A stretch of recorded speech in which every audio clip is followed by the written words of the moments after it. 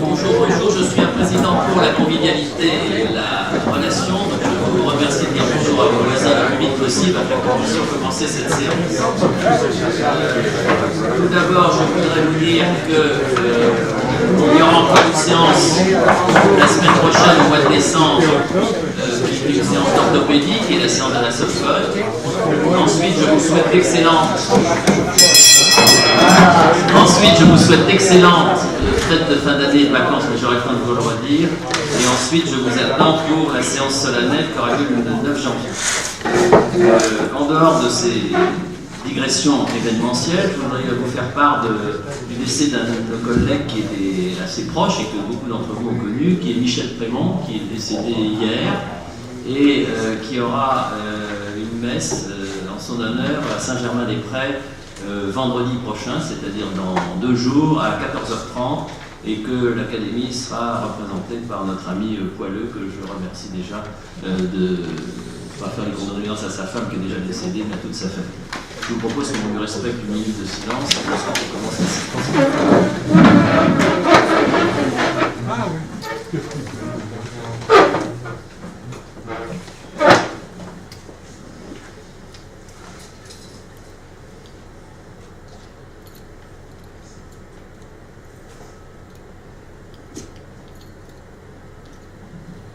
Merci.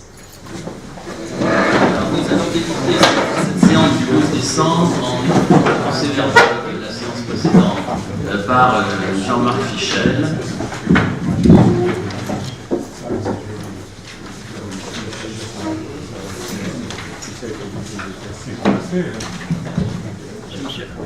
Monsieur le Président, mes chers collègues, je vous présente le résumé de la séance de mercredi dernier, qui était très moderne, avec une approche de la chirurgie biologique par la technique de la membrane induite. Quels sont actuellement les états de recherche, les pratiques sont filmées et les perspectives. C'était organisé par le professeur Alain Charles Mascalet.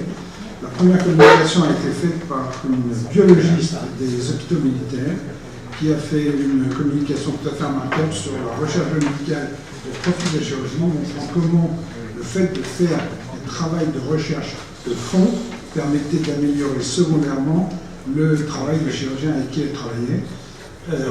Il y a eu plusieurs questions. Une première de Richard Villet, rappelant les phrases de son maître bilingue sur l'importance de la maîtrise du conjonctif et cherchant quelle était la nature du tissu conjonctif et des adhérences post-opératoires, soulignant bien que l'inflammation génère la cicatrisation puis la consolidation.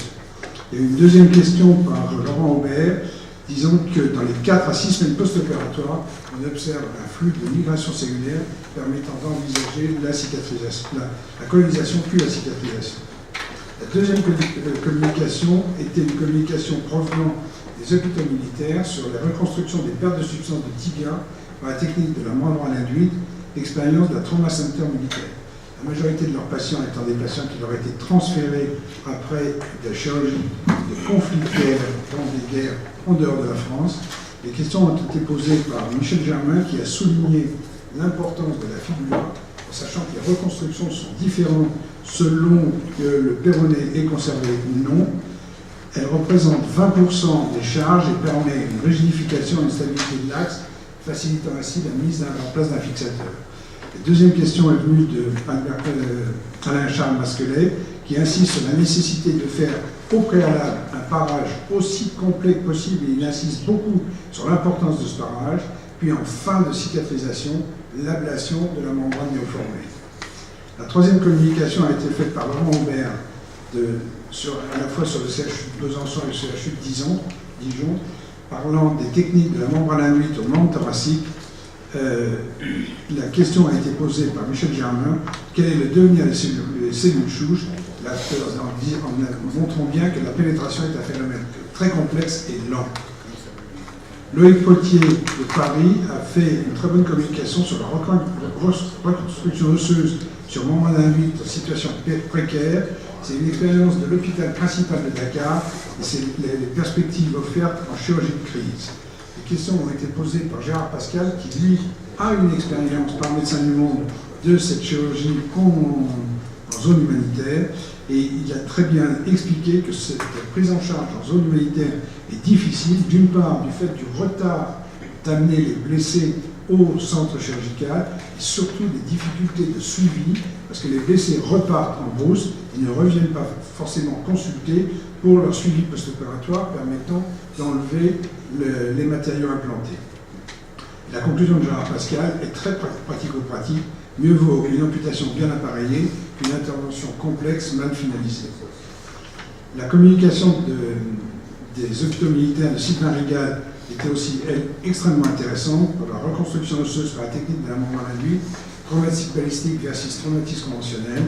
Et les questions ont été posées par Masquelet, qui a posé la question de quel est le délai de la cicatrisation pour le deuxième temps. En règle, plus de 40 jours. Les critères sont les images radiologiques. En fait, le meilleur critère est la possibilité de faire l'ablation du fixateur. Enfin, la dernière communication a été faite par Alain Charles Masquelet, avec des questions provenant de Michel Mel. Ces techniques ont fait disparaître complètement les lambeaux micro-anastomosés. Et ça, c'est extrêmement intéressant, parce que il nous aurait semblé, il y a une quinzaine d'années, que ces lambeaux musculaires micro-anastomosés constituaient la solution. La technique d'un membre à la nuit a fait quelque chose de beaucoup plus simple, de plus reproductif, parce que les lambeaux micro-anastomosés, c'est quand même quelque chose d'assez complexe. L'autre question a été posée par Tebeg. La technique d'un membre à la nuit était très exigeante. Elle a certes évité les lambeaux micro-anastomosés, mais elle soulève plusieurs questions. Quels ciment utiliser avec ou sans antibiotiques? Et quelle est la nature du substitut osseux? Je tiens à vous remercier. Merci beaucoup. Il n'y a pas de réflexion, de commentaire particulier. Le seul commentaire que je ferai, si vous voulez, c'est que le président est resté sur cette séance un petit peu sur sa fin, puisque, si vous voulez, mais j'ouvre le débat et je le dis devant les urologues qui sont là, éventuellement devant d'autres disciplines. Je pense que cette notion de chirurgie biologique est très importante et qu'il y a vraiment un effort, et je me tourne vers les pathologistes notamment, pour comprendre pourquoi finalement, devant une réaction éventuellement à corps étranger, on va vers de l'inflammation, de la cicatrisation, ces membranes, pourquoi finalement on ne péritonise plus, on a tous diminué notre façon de péritoniser, pourquoi ça cicatrise, pourquoi on fait des adhérences, et là, c'est pour ça que ma première intervention est de vous dire qu'on maîtrise mal le conjonctif, et j'encourage les successeurs à l'académie, avec les jeunes qui ont envie de s'y intéresser, à réfléchir vraiment sur la cicatrisation et la maîtrise du conjonctif, quelles que soient les disciplines.